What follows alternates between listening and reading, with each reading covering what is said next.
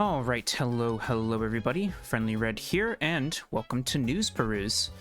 Today I wanted to talk about the upcoming March update, as it is called for Halo Infinite. This update will be live in-game on Tuesday, March 19th, and I just wanted to go over what it will bring to the game.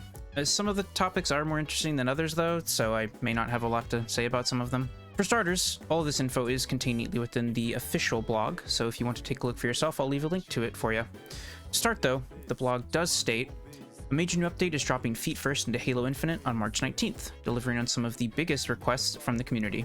Networking overhaul, weapon balance tunings, bug fixes, stability, and anti-cheat improvements, firefight custom, and more. We've got the official briefing on all these major elements in this blog, with even more information to come in the patch notes. Right off the bat, I really don't have much to say about quality of life changes or easy anti-cheat, nor do I really think these are all really too interesting to discuss. I suppose we'll start with the networking overhaul. Network stability is a must for any online game, especially a competitive one like Halo Infinite. Unfortunately, the game hasn't always been acting as it should ever since launch for numerous players. Now, me personally, I've never had anything too terrible happen with regards to connection, or at least if there was anything, I never really noticed.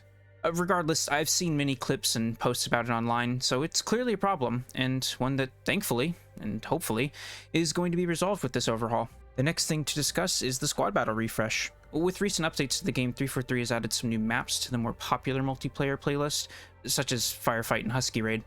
And now it's Squad Battle's turn. Similar to the Husky Raid refresh, the Squad Battle refresh will introduce some popular Forge maps to the playlist, 7 to be exact.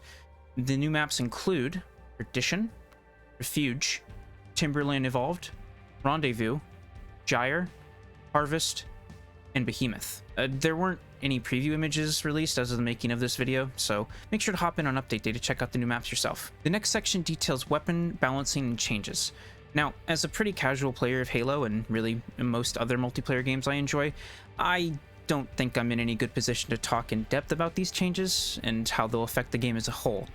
Instead, I'll just offer a quick overview of all the weapons being changed and if it is a buff for the weapon or a nerf, at least from what I can tell. First up is the Bandit and the Bandit Evo. Both of them had their reload speed increased, which sounds like a buff to me. Next up is the Heatwave, which has had decreases to its aim assist fall-off range, normal aim assist range, and angle. A nerf for nothing, I guess. Thirdly, the Plasma Pistol. It gets a faster charge-up time, which is a buff, but also a slightly decreased rate of fire for single shots, and faster overheat, which are nerfs. Bit of a mixed bag here. I don't really think it'll change the fact that pretty much nobody uses this thing in Infinite. Stalker Rifle is next, with a decrease to the number of shots for overheat to occur, and a slower venting rate per second. I doubt I would ever have even noticed a change to venting rate, but the decrease in shots to overheat is for sure a buff. Commando is our penultimate weapon here, with an increase to close range friction and less aggressive bloom. Nothing but buffs here. And finally, the Gravity Hammer, aka the Bane of Husky Raid. It's noted that an issue was fixed that caused the hammer and all of its variants to have double the power it should have had, and an increase to its original tuning by 1.5 times for better damage and knockback. So that fix is for sure a nerf, but at the same time, the hammer really shouldn't have been performing like that to begin with, and the tuning is a buff. Another even split here, I'd say. And now, for the last topic of discussion for the update, which is probably the most exciting to me personally, Firefight Custom. Firefight is my favorite mode to play in Halo, and King of the Hill Firefight has been a lot of fun. However, there was always a slight feeling of the King of the Hill format limiting what could be done in any given match.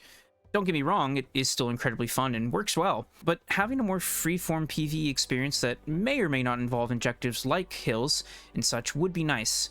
It would really spice up the game mode. Thankfully, that's where Firefight Custom comes into play.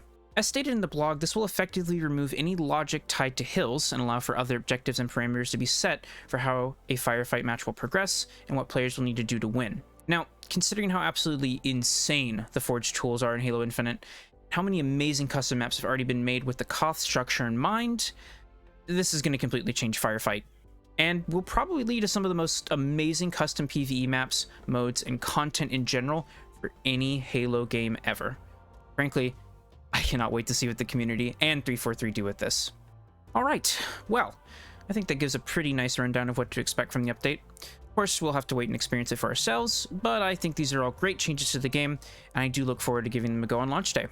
If you want some more raw impressions from myself regarding the update, I'll probably be checking it out over on my Twitch channel on Tuesday once it's live. But I think that'll wrap up this video. If you made it all the way to the end, I really, truly appreciate it, and I do hope you've enjoyed. I'm still quite new to video creation and content, so I apologize for any weirdness that may have cropped up here. Please know I am trying to make these as clean and polished as I can. Well, with that, thanks again, and I'll see you next time.